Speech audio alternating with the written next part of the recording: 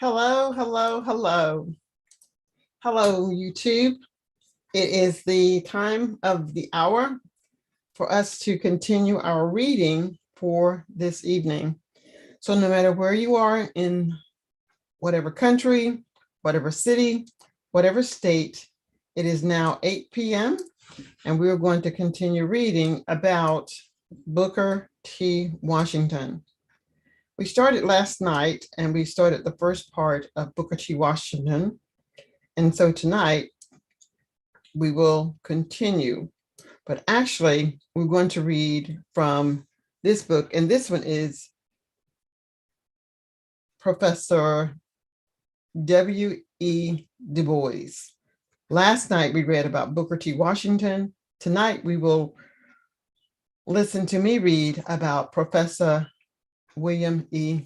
Du Bois. Let me make sure that I am in all of the right places. Check my microphone, video. If you're watching me live, if you're able to hear me, please let me know that you can hear my voice. My voice is clear. And then I will begin.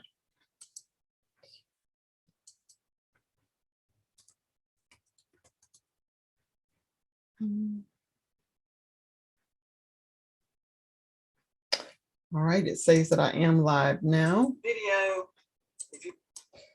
And the sound is clear. The visual is clear.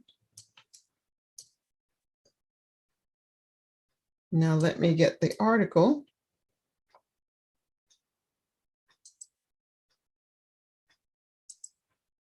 And here is the article. I'm Dr. Priscilla, a native English speaker, and I live in the United States. So it is with pleasure that I'm bringing to you The Talented 10th by Professor W.E. Du Bois. A strong plea for the higher education of the Negro, which those who are interested in the future of the freedman cannot afford to ignore. Professor Du Bois produces ample evidence to prove conclusively the truth of his statement that to attempt to establish any sort of a system of common and industrial school training without first providing for the higher training of the very best teachers is simply throwing your money to the winds. The Negro race, like all races, is going to be saved by its exceptional men. The problem of education, then, among Negroes must first of all deal with the talented 10th. It is the problem of developing the best of this race that they may guide the mass away from the contamination and death of the worst in their own and other races. Now, the training of men is a difficult and intricate task. Its technique is a matter for educational experts, but its object is for the vision of seers. If we make money the object of man training, we shall develop money makers, but not necessarily men. If we make technical skill the object of education, we may possess artisans, but not in nature men. Men we shall have only as we make manhood the object of the work of the school's intelligence, broad sympathy, knowledge of the world that was and is, and of the relation of men to it. This is the curriculum of that higher education which must underline true life. On this foundation, we may build bread-winning, skill of hand, and quickness of brain, with never a fear lest a child and man mistake the means of living for the object of life. If this be true, and who can deny it, 3 tasks lay before me. First, to show from the past that the talented 10th, as they have risen among American Negroes, have been worthy of leadership. Secondly, to show how these men may be educated and developed. And thirdly, to show their relation to the Negro problem. You misjudge us because you do not know us.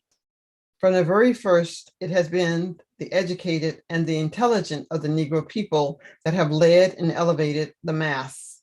And the sole obstacles that nullified and retarded their efforts were slavery and race and prejudice. For what is slavery but the legalized survival of the unfit and the nullification of the work of natural internal leadership? Negro leadership, therefore, sought from the first to rid the race of this awful incubus, that it might make way for natural selection and the survival of the fittest. In colonial days came Phyllis Wheatley and Paul Cuffey, striving against the bars of prejudice. And Benjamin Banneker, the almanac maker, voiced their longings when he said to Thomas Jefferson, "I freely and cheerfully acknowledge that I am of the African race, and in color which is natural to them, of the deepest dye, and it is under a sense of the most profound gratitude to the supreme ruler of the universe that I now confess to you that I am not under that state of tyrannical thraldom and inhumane captivity to which too many of my brethren are doomed, but that I have abundantly tasted of the fruition of those blessings which proceed from that free and unequaled liberty with which you are favored, and which I hope you will willingly allow. You have mercifully received from the immediate hand of that being from whom proceeded every good and perfect gift." Suffer me to recall to your mind that time in which the arms of the British Crown were exerted with every powerful effort in order to reduce you to a state of servitude. Look back, I entreat you, on the variety of dangers to which you were exposed. Reflect on that period in which every human aid appeared unavailable, and in which even hope and fortitude wore the aspect of inability to the conflict. And you cannot but be led to a serious and grateful sense of your miraculous and providential preservation. You cannot but acknowledge that the present freedom and tranquility which you enjoy, you have mercifully received, and that a peculiar blessing of heaven. This, sir, was a time when you clearly saw into the injustice of a state of slavery, and in which you had just apprehensions of the horrors of its condition. It was then that your abhorrence thereof was so excited that you publicly held forth this true and invaluable doctrine, which is worthy to be recorded and remembered in all succeeding ages. We hold these truths to be self-evident, that all men are created equal, that they are endowed with certain inalienable rights, and that among these are life, liberty, and the pursuit of happiness. Then came Dr. James Durham, who could tell even the learned Dr. Rush something of medicine, and Lemuel Haynes, to whom Middlebury College gave an honorary AM in 1804. These and others we may call the revolutionary group of distinguished Negroes. They were persons of marked ability, leaders of a talented tenth, standing conspicuously among the best of their time.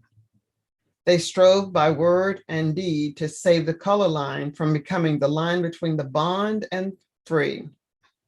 But all they could do was nullified by Eli Whitney and the curse of gold. So they passed into forgetfulness. but their spirit did not wholly die.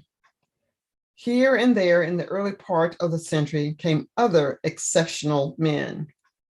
Some were natural sons of unnatural fathers and were given often a liberal training, and thus a race of educated mulattoes sprang up to plead for Black men's rights.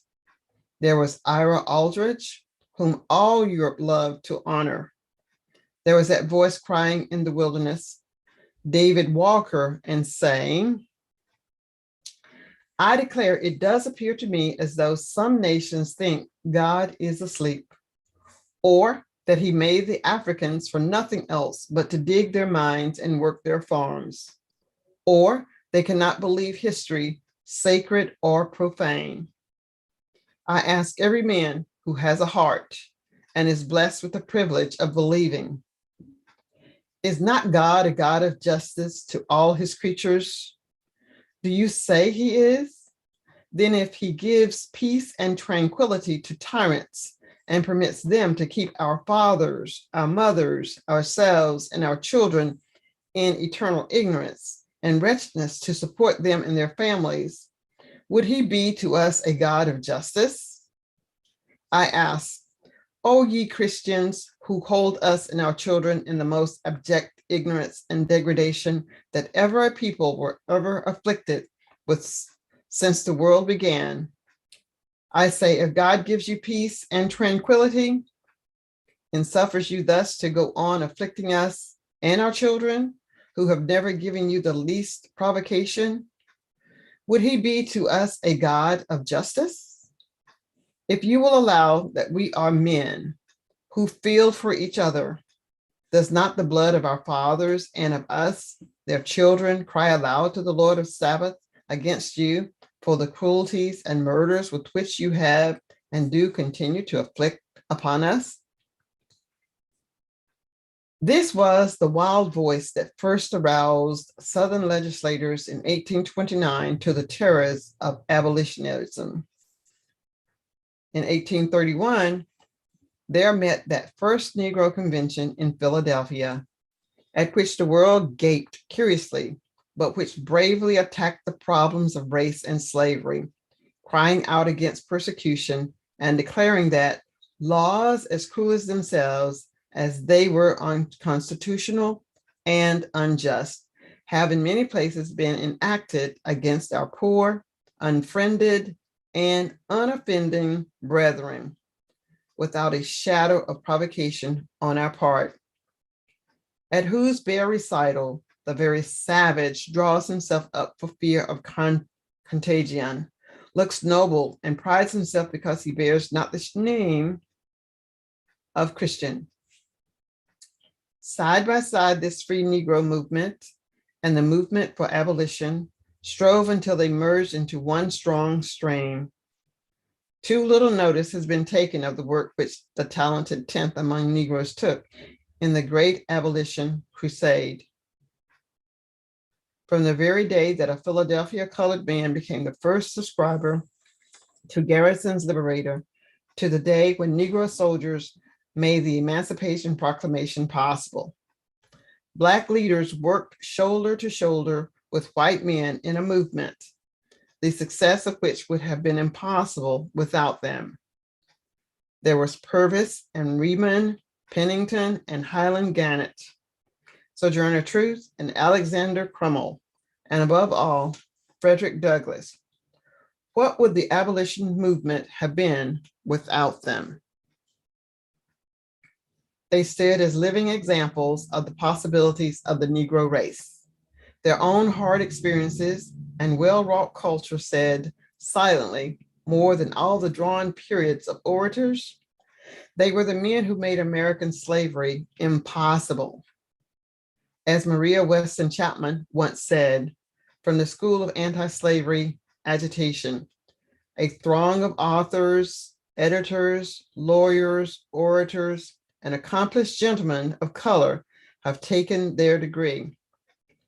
It has equally implanted hopes and aspirations, noble thoughts, and sublime purposes in the hearts of both races.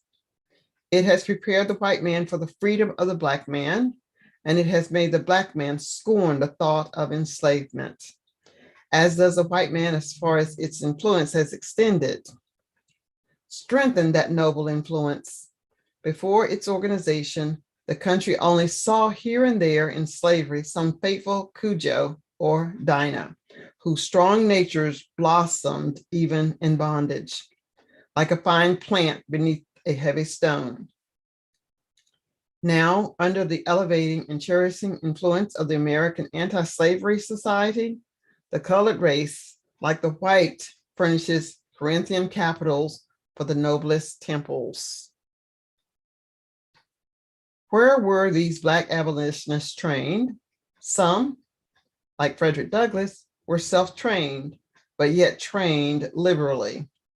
Others, like Alexander Crumble and McCune Smith, graduated from famous foreign universities. Most of them rose up through the colored schools of New York and Philadelphia and Boston, taught by college-bred men like Russ Warm of Dartmouth and college-bred white men like Muir and Benezet. After emancipation came a new group of educated and gifted leaders: Langston, Bruce, and Eliot, Greener, Williams, and Payne.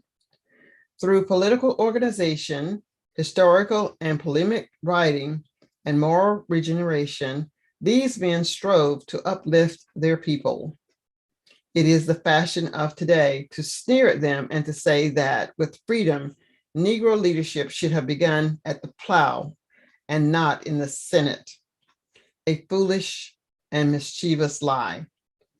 250 years that Black serf toiled at the plow, and yet that toiling was in vain till the Senate passed the war amendments. And 250 years more, the half-free serf of today may toil at his plow, but unless he have political rights and righteously guarded civic status, he will still remain the poverty-stricken and ignorant plaything of rascals that now he is. This all the same, men know if they dare not to say it. And so we come to the present, a day of cowardice and vacillation, of strident, wide-voiced wrong and faint-hearted compromise, of double-faced dallying with truth and right. Who are today guiding the work of the Negro people?